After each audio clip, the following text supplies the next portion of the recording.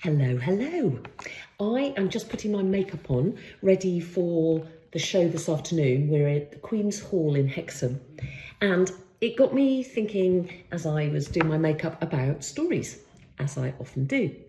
And this one popped into my head, so I thought I'd share it with you. See if you like it. There was a young woman who died, sadly, unexpectedly.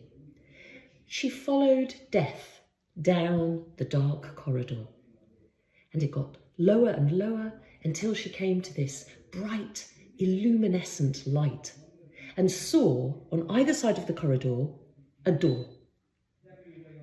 One side heaven, the other hell. Oh my goodness.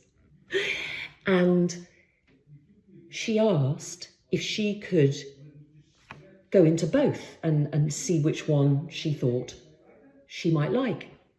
She'd always been very curious as a woman, as a child, and loved to research things. They said yes.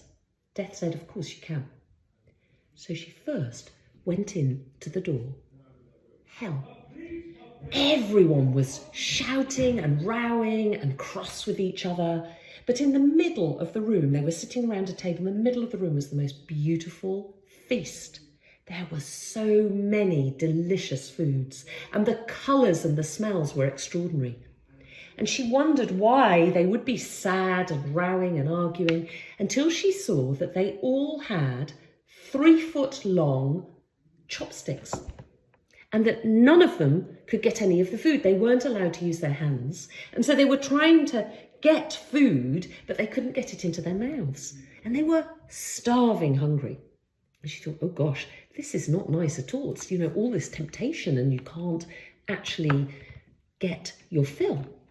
So she knocked on the door and went across and said, can I go into the other room?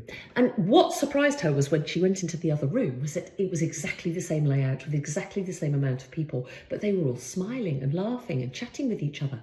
The food there looked just as delicious. The repast was splendid. But what she noticed was that each of the people was feeding another. They were all feeding each other. You might know that story already. I love it. Isn't it great?